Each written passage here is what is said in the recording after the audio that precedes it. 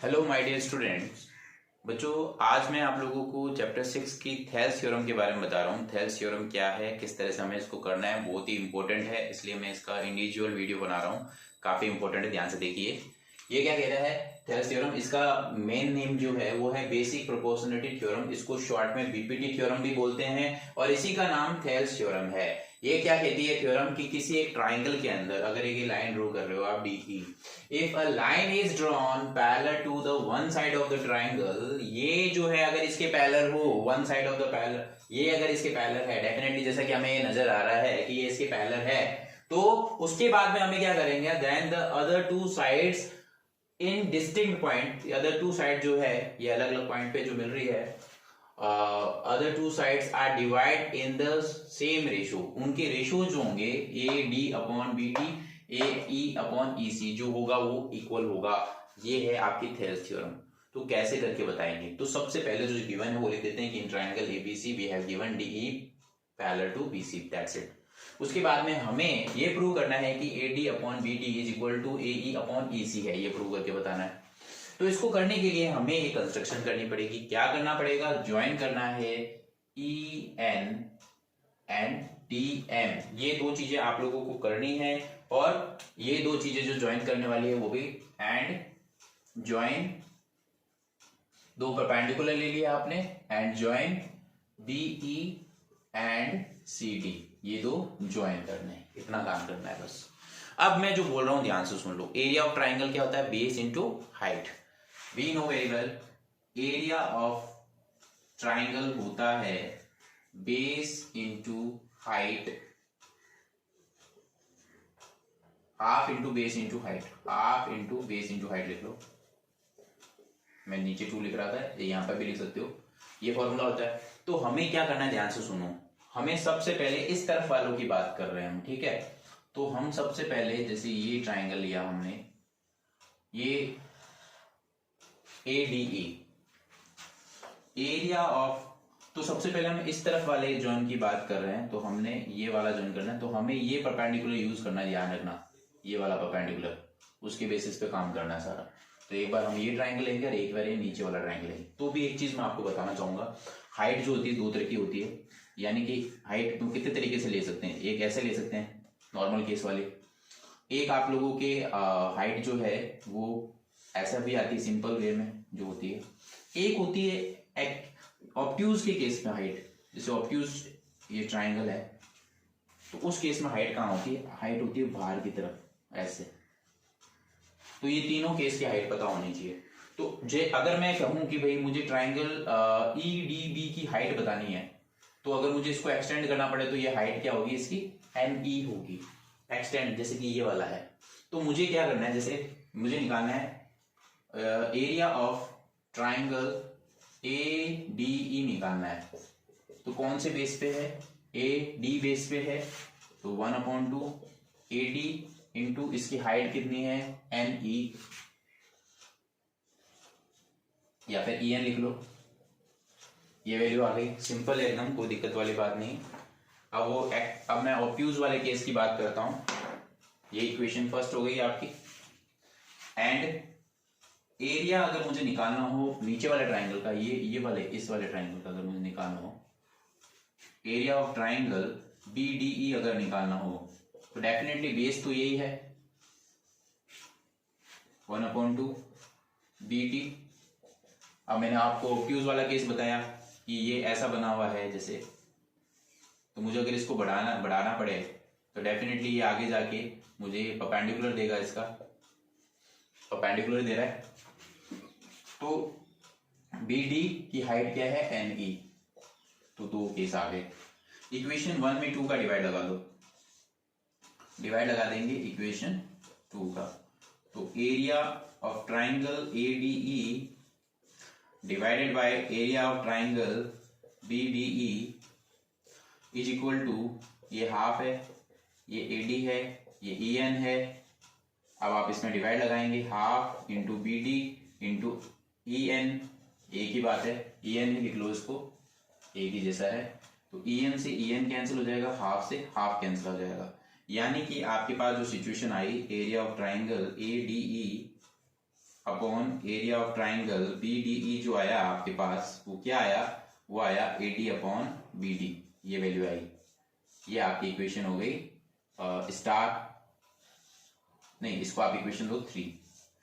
अब same situation हमें इस तरफ से भी लेके चलनी है, इस तरफ से। तो एक तो हमने निकाला, अब इधर वाले की बात करते हैं। अब हम इस परपेंडिकुलर को लेके चलेंगे, इस परपेंडिकुलर को लेके दोनों ट्राइंगल का एरिया निकालेंगे। कौन से वाले की?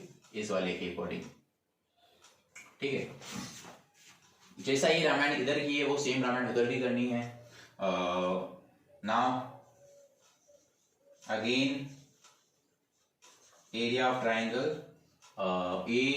AED मैं उधर से निकालूं, ADE निकाल रहा हूं फिर से। तो इस बार बेस जो है वो है आपके AE और इस बार हाइट जो है वो है DM। ये आपकी इक्वेशन 4। इसी तरह से मैं नीचे वाले इस ट्राइंगल की निकालूंगा, जिसको एक्सटेंड करेंगे तो ये IDM हो जाएगी इसमें भी। एंड एरिया ऑफ ट्राइंगल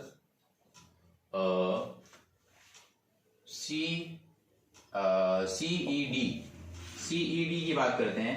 अगर मैं CED का एरिया निकालता हूं तो 1/2 बेस जो है उसका EC इंटू हाइट जो है उसको आगे बढ़ाने पर वही DM, ये वैल्यू आ जाएगी इक्वेशन 4 एंड 5, ये हमारे पास वैल्यू आ जाएगी। फिर हम इसमें डिवाइड लगाएंगे, डिवाइड इक्वेशन 4 एंड 5 का डिवाइड लगाना है, ठीक है। इक्वेशन 4 में डिवाइड लगाना है आपको, इक्वेशन 5 का डिवाइड लगाएंगे तो उससे क्या सिचुएशन बनेगी वो देख लीजिए। 4 और 5 का डिवाइड जब लगाते हो तो आपके पास area of triangle ADE upon area of triangle CED sorry is equal to, यहां पर हाफ, यहां पर AE, यहां पर DM, यहां पर हाफ, यहां पर EC, यहां पर DM, जो कट हो रहा काट दो, हाफ से हाफ, DM से DM। तो area of triangle ADE upon area of triangle CED is equal to AE upon EC आ जाएगा। ये आपकी इक्वेशन हो गई 5। तो ये सिचुएशन आ गई आप लोगों के पास, ठीक है। अब एक चीज और मैं आप लोगों को बताना चाहता हूं, ठीक है। ये दो सिचुएशन तो आ गई। अब मुझे एक चीज और पता होना चाहिए, अगर इनको कंसिडर करूं कि ये दोनों के दोनों जो ट्राइंगल है, ये जो हमने अंदर वाले ये ट्राइंगल लिए तो ये सेम बेस पे है और बिटवीन सेम पैरेलल है कि नहीं है। if two triangle are on same base and between same parallel,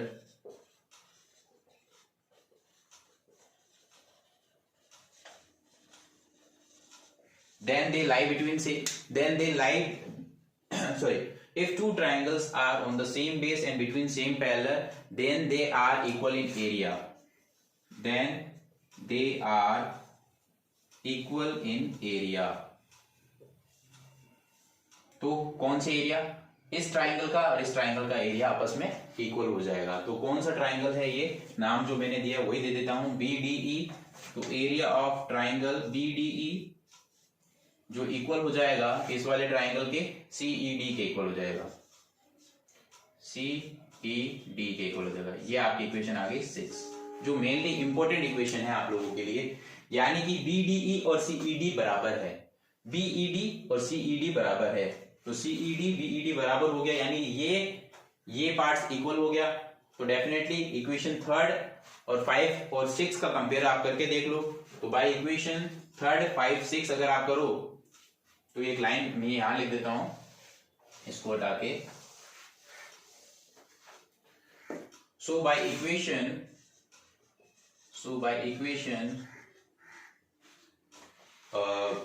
तीनों इक्वेशन को कंपेयर आप अगर कर लेते हो तो आपका काम हो जाएगा। सो बाय इक्वेशन, एक तो ये इक्वेशन हम ले रहे हैं, by equation 3, by equation 5, by equation 6।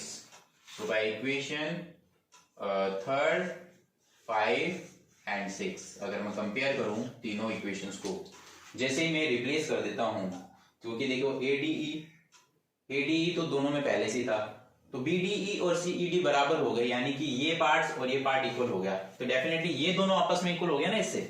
तो आप क्या ले सकते हो, इसका मतलब ये है कि भाई AD अपॉन BD जो है वो डेफिनेटली किसके इक्वल होगा, AE अपॉन EC के इक्वल होगा। तो बच्चों ये इस तरह से आप अपनी थेल्स थ्योरम कर सकते हो। बहुत ही सिंपल थ्योरम है, आराम से किया जा सकता है। ठीक है बच्चों, उम्मीद करता हूं आप लोगों को ये समझ में आया हो। इसकी कुछ मॉडिफाई फॉर्मेट भी होती है। Modify format in the sense, कभी कभी आपसे ये भी पूछ लेते हैं कि भाई ये तो होगी थ्योरम, इसकी मॉडिफाई फॉर्मेट क्या है वो बताता हूं। मॉडिफाई फॉर्मेट होती है कि टू प्रूव, आपसे ये पूछ ले कि AD अपॉन AB होगा और AE अपॉन AC, ये प्रूव करना भी पूछ सकते हैं, और कभी कभी क्वेश्चंस में भी यूज करने के लिए पूछी जाती है। तो इस तरह की फॉर्मेट ये इसी थ्योरम का मॉडिफाई फॉर्मेट है, इसी का ही आप फॉर्मेट है कोरोलरी जिसे हम बोलते हैं। तो इसको मुझे करना है तो कैसे करेंगे, तो इसको करने के लिए बहुत ही आसान तरीका है। अगर मुझे पता है ये प्रूव करना हो तो क्या करेंगे, तो हम क्या देंगे, हमें अच्छे से पता है कि AD upon BD is equal to क्या है, AE upon EC by BPT या थेल्स थ्योरम, हमें ये पता है। तो BD नीचे है, तो मैं काम कर देता हूं, अगर मैं इसके अंदर रेसिप्रोकल कर दूं, रेसिप्रोकल करके 1 ऐड कर दूं तो क्या होगा, क्योंकि मुझे AD नीचे AB बनाना है। चलो मैं ऐसे ही प्लस करता हूं, पहले add 1 both the side, add 1 both side, पहले मैं ऐड करता हूं 1 बोथ द साइड, बाद में रेसिप्रोकल कर लेंगे। तो उससे क्या होगा, 1 प्लस AD अपॉन BD, इस तरफ भी 1 ऐड कर लो, AE अपॉन EC, ये दिया हुआ है। तो यहां क्या आ जाएगा, BD plus AD upon BD is equal to EC plus AE upon EC आ गया, ये वैल्यू आ गई। अब इनको जैसे करना के लिए पूछ रहे हैं,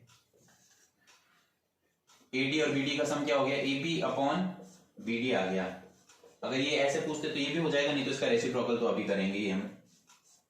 तो ये ऐसे आ गया, एक फॉर्मेट तो ये आ गई। अब इसका रेसिप्रोकल अगर, क्योंकि हमें पूछा गया है AD अपॉन ये है, तो AD नीचे पूछ रहा है, नहीं ये तो मैंने एक और अलग फॉर्मेट निकाल दी। तो इसका रेसिप्रोकल करके, ये एक अलग फॉर्मेट है, ये भी करना है, लेकिन है ना अभी मैंने निकाला है AB अपॉन BD। तो इससे आप इसको रेसिप्रोकल करके लिखोगे तो BD upon AB is equal to EC upon AC। एक फॉर्मेट तो ये है, एक तो पहले ये वाला कर लो, पहले BD वाला कर लो, BD अपॉन